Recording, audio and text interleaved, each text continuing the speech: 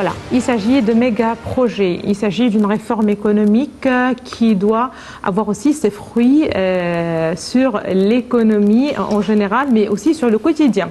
Méga projet et ça couvre plusieurs secteurs et nous allons parler de tout ceci ce soir avec notre invité, docteur Cherif Amir. Vous êtes juriste international et vous êtes aussi professeur de relations internationales. Ravi de vous avoir parmi nous ce soir. Merci, Marie. Donc, avant de commencer, un regard plus ou moins général, puisque aussi vous êtes juriste, donc vous êtes plus ou moins juriste en droit international, donc peut-être vous avez aussi certaines informations, un certain regard sur les projets qui sont en cours et qui sont certainement liés avec une réforme aussi en matière de droit. Écoutez, permettez-moi d'abord de faire une démarche en arrière. Il y a 6 ans, où il y a eu la révolution de 30 juin 2013. À l'époque, l'Égypte était dans un état critique et les ennemis de l'Égypte ont cru qu'on ne sera pas capable de faire n'importe quoi de réforme. On était radié de l'Union africaine, maintenant on est la présidence de l'Union africaine. On était condamné par l'Union européenne, maintenant on est un partenaire très stratégique. Le président Abdel Fattah el-Sisi était présent en Bélarussie, ensuite inauguré la Coupe Afrique ici en Égypte, ensuite le G20, et maintenant, on est où? On est dans le sommet économique en Afrique. Alors, ça montre que, heureusement, nos ennemis sont très déçus. C'est un cauchemar pour eux, heureusement pour nous. Bien évidemment, les réformes qu'on a commencé à faire sur le stade économique était nécessaire parce que l'Égypte n'avait qu'un seul choix, c'est la dépendance sur nous-mêmes et travailler avec nos partenaires en Afrique, les partenaires régionaux. On sait très bien que la présidence de l'Union africaine est un fardeau. Le président Abdel Fattah el-Sisi est un homme qui travaille selon un calendrier. On a 12 mois à travailler. Ce qui a eu lieu actuellement, qu'on a repris notre situation, je ne veux pas dire de présidence, parce que comme le président utilise souvent le mot fraternité, on travaille avec nos frères, même avec nos frères éthiopiens, qu'on a eu ces discussions, avec tous nos frères africains. C'est une présidence tournante en tout cas, en tant que frère, voilà, c'est quelque chose qu'assument en fait tous les frères du continent. Exactement. Oui. Alors, notre présidence, elle est faite par l'histoire, par la culture, par la politique. Actuellement, le sommet a démarré et le président el-Sisi, pour la première fois, il a eu un discours assez clair et tranchant sur l'affaire. Il a dit clairement qu'on a la route, elle est très longue. Et il faut commencer par mettre les pierres angulaires de cette coopération. Bien sûr, on est dans une course contre la montre parce qu'il faut commencer à dialoguer avec des pays, ce n'est pas une affaire interne. Mais je crois qu'il y avait une entente. Cette entente existait d'abord par les relations personnelles tête-à-tête entre les chefs des États africains et le président Abdel Fattah el-Sisi. Il y a aussi un point très important, c'est que c'est une coopération régionale plutôt, dans un coin de l'Afrique qui est très mal regardée par plusieurs pays. C'est-à-dire, c'est une région, il n'y a pas vraiment des richesses pétrolières ou d'autres richesses, sauf que c'est une région où il y a des économies qui se développent, qui sont rarement entretenues par des relations bilatérales avec des grands pays comme l'Égypte. C'est une affaire très stratégique. Là, on a d'abord un profit pour nos marchés, les marchés égyptiens, l'investissement, les investisseurs égyptiens qui peuvent aussi avoir d'autres profits ailleurs, et surtout l'agriculture et l'eau. Et ça, c'est un point crucial pour nous.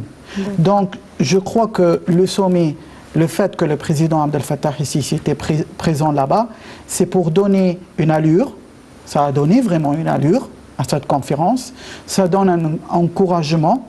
La délégation égyptienne, elle était pleine d'experts là-bas.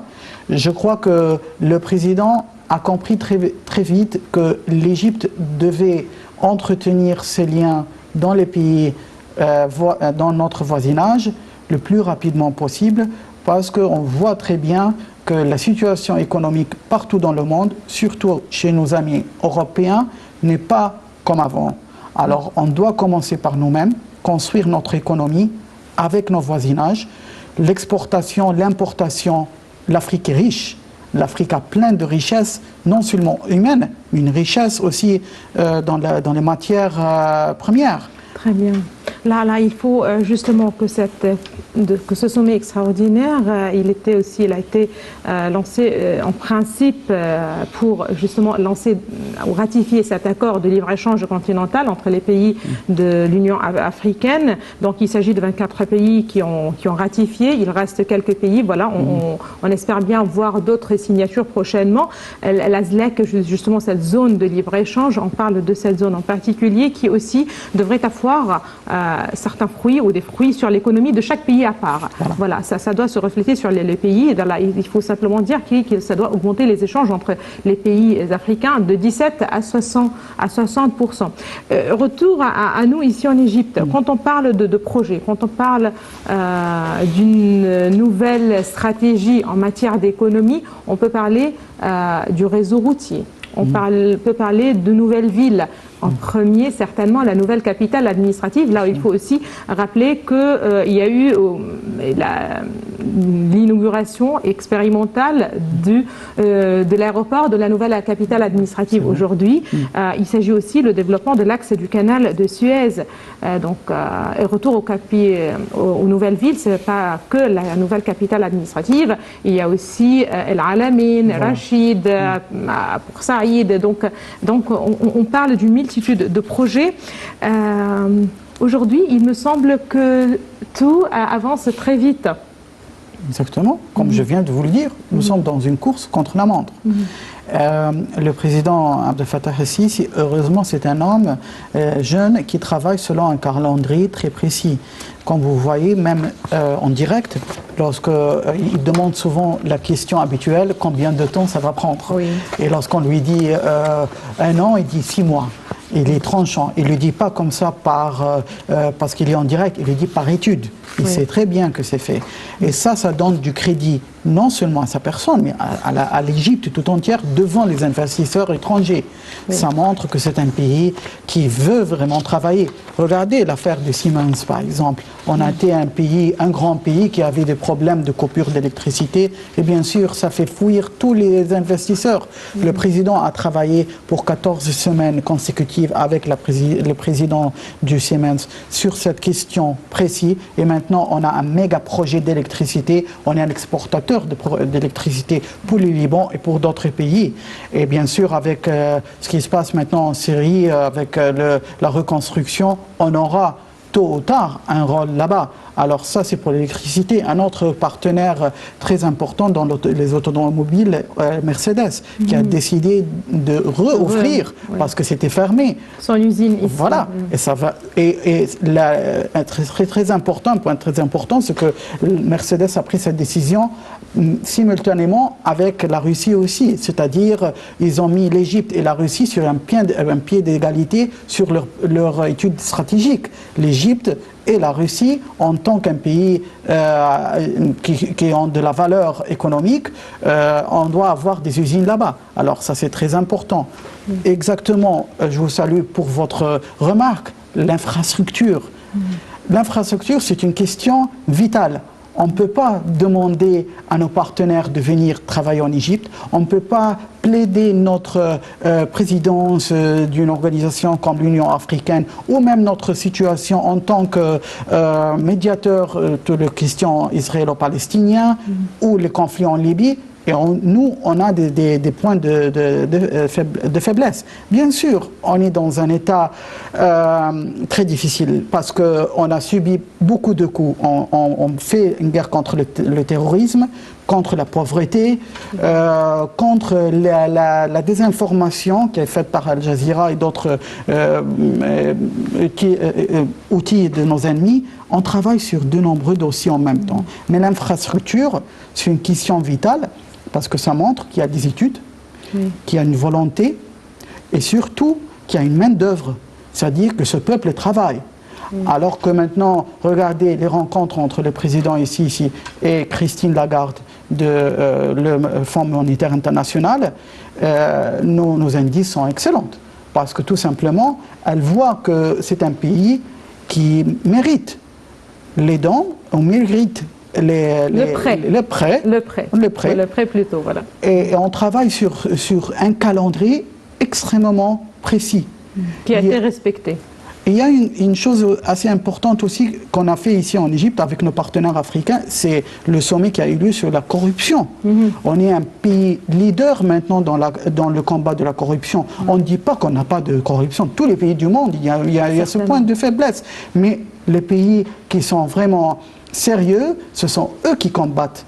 On a la corruption. On a maintenant non seulement l'infrastructure, mais on a un organisme administratif qui surveille avec des décisions draconiennes la situation économique et combat tout le temps la corruption, ce qui donne beaucoup de rassurement aux investisseurs. C'est vrai, parce que quand on parle des investisseurs, ça c'est un point très important, parce que le président ici qui a multiplié les voyages voilà, partout dans le monde, il est allé au nord, au sud, de l'est à l'ouest certainement, et de rencontres qui étaient, ou des visites au cours desquelles il était toujours accompagné par des hommes d'affaires. Pourquoi des hommes d'affaires? Parce qu'on parle surtout d'investissement, attirer l'investisseur étranger, voilà, montrer comment est le climat d'investissement ici en Égypte. Il y a aussi beaucoup d'efforts qui ont été déployés en ce sens. Quand on parle des investissements, permettez-moi de rappeler que l'une des zones les plus importantes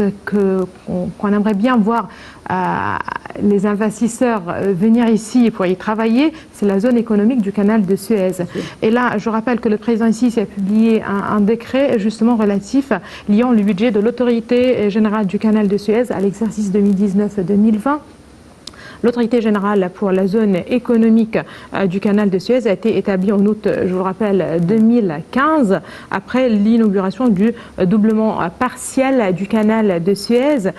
Comme ce chantier, elle fait partie des méga-projets décidés par le président ici pour relancer le développement économique de l'Égypte. Je vous invite, Dr Cherif, et vous, chers téléspectateurs, à suivre avec nous ce commentaire de notre collègue Ayachel.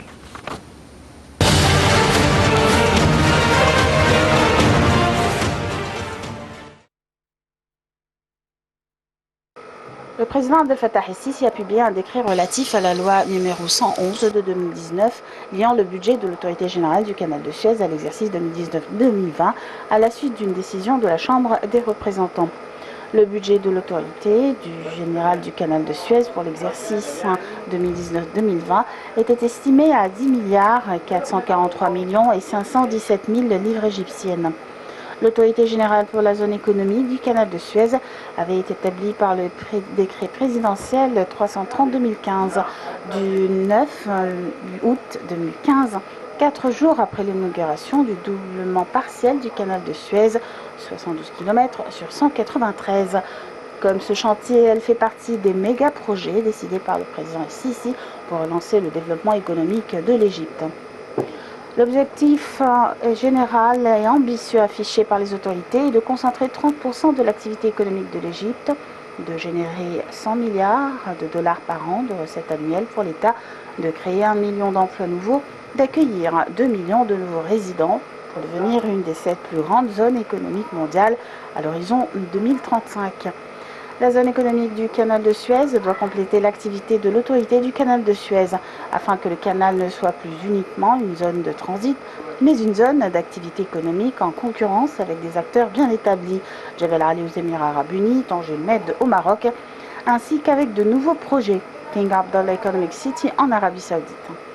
L'attrait principal de la zone économique du canal de Suez est sa localisation sur un axe maritime qui joint 3 continents et voit passer chaque année près de 10% du commerce mondial de marchandises. En vertu des accords de libre-échange signés par l'Égypte, elle offre un accès préférentiel à près de 1,8 milliard de clients en Europe, en Asie, dans le monde arabe et en Afrique. Afin de faciliter l'arrivée d'investisseurs étrangers, il est prévu que l'essentiel des procédures soit réalisé auprès du guichet unique de la zone économique du canal de Suez. La zone économique du canal de Suez dispose également de prérogatives pour négocier en direct les exemptions de taxes et impositions, ainsi que les garanties sur les frais de l'énergie pour les projets majeurs.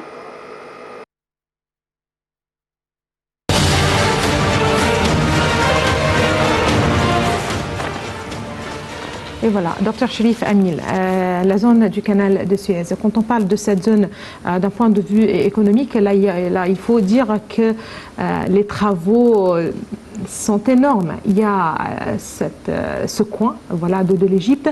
Il y a aussi, qui va de pair et parallèlement à la zone tout près de Port Saïd, l'est de Tafri'a. Et il y a des tunnels qui relient justement le côté est justement à l'autre rive, si on peut bien le dire. Donc c'est un projet plus ou moins global, complet. Voilà. C'est un projet destiné à sécuriser une zone très importante ou hyper stratégique, non seulement pour l'Égypte, mais pour le Moyen-Orient tout entier. Et ça a été renforcé aussi, n'oublions pas, par nos moyens militaires, avec notre institution militaire la plus prestigieuse du Moyen-Orient. Alors, cette région, l'infrastructure a été bien planifiée, bien protégée, et elle est prête maintenant exactement pour l'investissement étranger avec nos amis qui se sont présentés de la Chine et de la Russie. Et ça, bien sûr, ça ouvre une porte très importante à l'Égypte, c'est-à-dire la coopération avec d'autres puissances mondiales que l'Europe et les États-Unis. Oui. Donc, on est maintenant dans un travail très précis sur le fait que cette région sera, comme le président Abdel Fattah el-Sisi l'avait prédit, sera comme Hong Kong, par exemple. Bien sûr, ça va prendre du temps. Oui. Mais tant qu'il y a la volonté, et tant que lui, en tant que président, on a l'habitude qu'il étudie bien les dossiers, il a dit, c'est-à-dire il sait comment ça va être, sauf que il faut comprendre que le contexte régional tout entier est très tendu, avec ce qui se passe, par exemple, pour les navires pétroliers dans le golfe Persique, et cette tension qui existe maintenant. Je crois qu'il faut attendre un petit peu. Mais le fait qu'il y ait un pays solide qui a pu résister à la tempête ce qu'on appelle le printemps arabe et qui maintenant dote d'une force militaire redoutable au Moyen-Orient. Regardez par exemple la Turquie qui a commencé à faire des exploitations du gaz dans des zones qui ne sont pas la sienne. L'Égypte aujourd'hui a grincé les dents, a montré qu'on ne va pas accepter cela. Ce sont des situations qui testent la force de l'Égypte.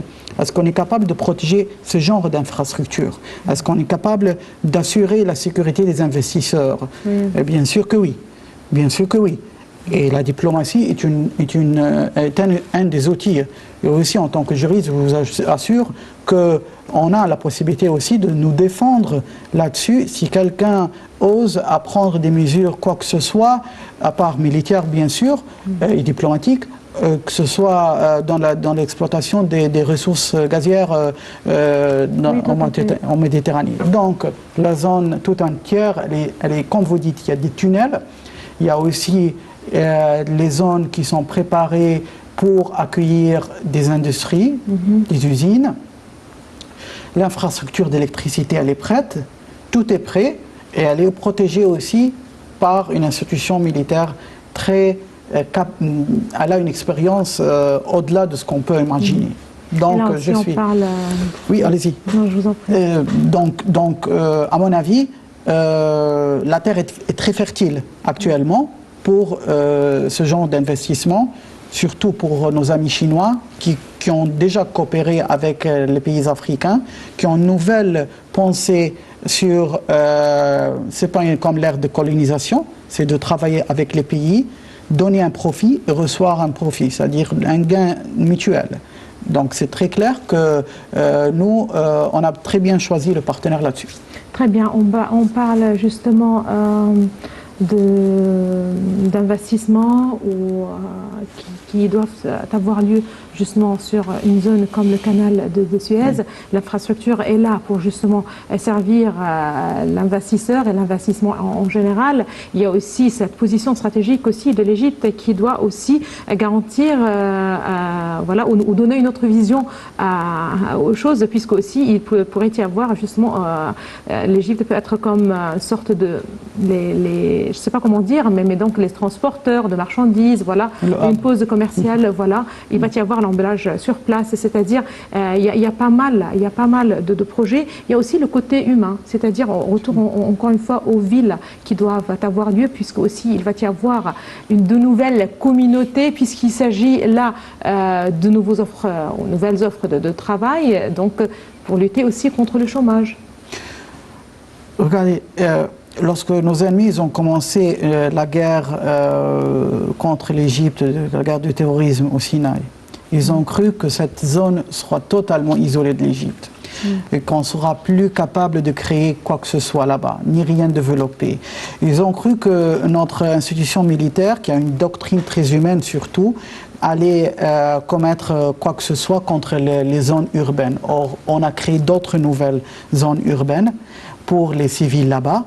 On les a développées et on a pu isoler la zone où il y a les combats, qui est une très minime, ça ne fait pas même 0,5% du territoire égyptien. Donc ça se voit qu'on a pu éviter le piège. Pire encore à nos ennemis, c'est qu'on a pu créer cette zone de canal du Suez, malgré toutes les rumeurs, malgré les combats économiques contre l'Égypte, mais on a pu créer maintenant une zone où il y aura une main-d'œuvre égyptienne, main-d'œuvre étrangère qui peut être là-bas. N'oublions pas aussi, on n'a pas mentionné notre coopération avec nos frères du Golfe, les Émirats, l'Arabie Saoudite.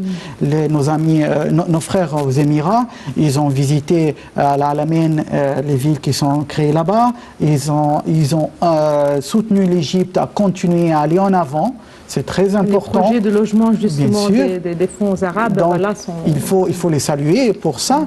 Et nous sommes présents aussi dos à dos derrière nos amis émiratis. N'oublions pas lorsqu'il y a eu à Foujaïra l'attentat contre les navires pétroliers là-bas par l'Iran. Le lendemain, le prince héritier Cheikh Mohammed bin Zayed, sa première visite, ce n'était pas à Moscou, ce n'était pas à Washington, mais c'était au Caire. Oui. C'est un signe très clair au monde entier à qui ils font confiance, ils s'appuient sur quelle force dans la région. Il y a la diplomatie, il y a le pouvoir et donc qui sont tellement liés. Bien sûr. Donc on peut passer justement aux zones franches, puisque voilà, c'est le contexte en général. Là, je rappelle que le président ici vient d'approuver aussi une loi liant le budget de l'autorité générale d'investissement et les zones franches. À noter que le gouvernement ouvrira 6 nouvelles zones franches publiques d'ici 2020. Les détails dans ce commentaire de AHL et de retour, en fait, j'aimerais bien parler du côté aussi législatif et qui doit aussi servir le côté investissement. Ça c'est tout un dossier, voilà. Tout de suite, ce commentaire de AHL.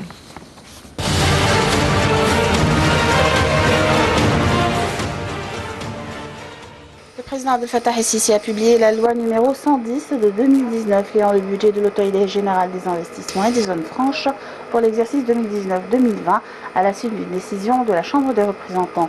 Le budget total de l'autorité générale des investissements et des zones franches pour l'exercice 2019-2020 était estimé à 11 milliards 123 millions de livres.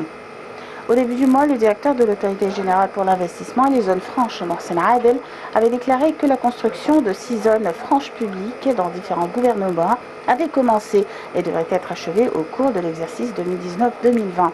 Ces zones viendront en appui aux différentes industries et serviront de passerelle pour les exportations vers les marchés du Moyen-Orient, de l'Afrique et de l'Europe.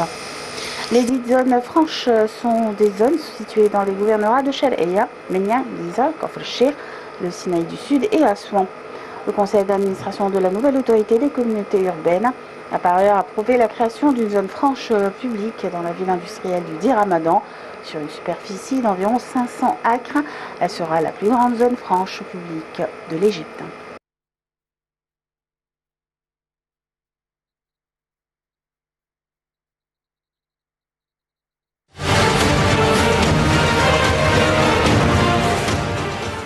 Voilà. En retour à vous aussi, Dr Cherif Amir, on parlait justement de nouvelles zones franches publiques d'ici 2020. Là, il faut justement rappeler qu'en parallèle justement de tout ce travail, que ce soit pour attirer les investisseurs, pour les réseaux routiers, pour les nouvelles villes, mais surtout cette partie qui concerne les investisseurs étrangers et les investisseurs égyptiens. Voilà, les investisseurs aussi locaux. Dernièrement aussi, il y a eu aussi, je ne sais pas comment on peut dire, mais aussi un regard sur les lois, la législation qui doit aussi gérer, je ne sais pas comment, juridiquement, si vous le voulez bien, tout le travail, c'est-à-dire faciliter aussi le travail de l'investisseur étranger, faciliter les mesures qui étaient pendant de très très longues années compliquées. Est-ce que vous pouvez là nous donner un peu plus de détails? Tout d'abord, c'est très important de signaler le fait que c'est le président lui-même qui prend en charge ce dossier. C'est pas laissé uniquement entre les mains des députés. Il prend en charge de tous les dossiers en fait, plus ou moins, c'est-à-dire oui, il est impliqué personnellement. Heureusement, parce qu'il faut un leader. Là, on est dans une situation, on n'a pas à on n'a pas imaginer, le temps justement. Oui, à imaginer d'autres choses. Pour cela, entre parenthèses, le peuple égyptien était très alerté lorsqu'il y a eu ces critiques contre les droits de l'homme ou quoi que ce soit. On disait on était dans un état de guerre contre le terrorisme, on est toujours dans un état de guerre contre le terrorisme, dans un développement économique. Il faut une main de fer, il faut de la discipline, parce que sinon, l'État va s'écrouler. Alors, heureusement, le président prend en charge ce dossier. C'est pas uniquement laissé entre les mains du député du Parlement, parce qu'il y a des dossiers qui, selon notre Constitution, qui entrent dans le pouvoir régalien, c'est-à-dire le pouvoir du président de la République. C'est-à-dire, il peut faire des décrets, et ces décrets-là, je crois que normalement, lorsque le président ici, il est en rencontre tête à tête avec les chefs des entreprises internationales, par exemple au G20, il a rencontré le président de Toyota, comme il a rencontré d'autres chefs des entreprises internationales. Il entend les critiques, il entend avec une mentalité très ouverte. Qu'est-ce qu'il faut faire pour ouvrir les portes et faciliter l'arrivée des investisseurs? La bureaucratie, malheureusement, nous a handicapés pour des années. C'était une plainte de nos hommes d'affaires égyptiens, mais c'était aussi de l'extérieur de l'Égypte. Alors je crois, il y a deux choses que le président a soulignées actuellement, c'est de faciliter les démarches administratives. Regardez un pays comme la France et un pays comme l'Angleterre. La France, elle a un problème, c'est que lorsque vous voulez instituer une compagnie, une entreprise, vous avez au moins 9 ou 6 mois, 6 ou 9 mois ou même 1 an pour faire les démarches. En Angleterre, c'est 24 heures. Et c'est ça la différence. Il faut beaucoup de papiers en France. Exactement. C'est le pays... on n'est pas les seuls. Juridiquement, on a repris le droit français. Super, bien sûr. On a repris le code napoléonien. Oui, alors on a hérité sa bureaucratie. Or, je crois que maintenant, on a compris que une différence... Il faut suivre un autre modèle. Exactement. Il faut faire comment il y a eu le boom économique en Angleterre et c'est pas en France. Alors il faut être très intelligent là-dessus. Bien sûr, le code napoléonien, et pour nos amis français, c'est excellent, mais pour travailler économiquement, il faut être plus subtil et plus flexible. Un autre point, c'est la technologie et l'administration numérique. Il a travaillé sur ce dossier, même avec nos partenaires africains. C'est qu'il faut que d'abord les réseaux Internet soient d'une performance, et on a à faire beaucoup dans ce domaine, une performance très importante, parce que tout maintenant marche dans ce sens. Même dans les usines, tout ce qui est technologie doit être très... l'État doit être préparé à accueillir la technologie, non seulement dans les usines, mais dans l'administration et la gestion de l'État. C'est-à-dire à faire des papiers à travers l'Internet, comme on voit en France maintenant, par exemple. Vous payez l'impôt par Internet, mais seulement c'est pas pour payer, il faut aussi pour avoir un service. Alors je crois que ça, sur ces deux axes, le président travaille sur un calendrier très précis. C'est qu'il faut être flexible en gardant notre souveraineté. Oui. Parce que sinon, on n'a rien fait alors sur les autres domaines. C'est préserver notre souveraineté, mais en donner de la flexibilité à tous les investisseurs, que ce soit égyptiens ou étrangers, et faire un développement numérique, technologique, parce que Dubaï elle a eu cet avantage. Hong Kong, quand on dit on doit être comme Hong Kong, elle a cet avantage.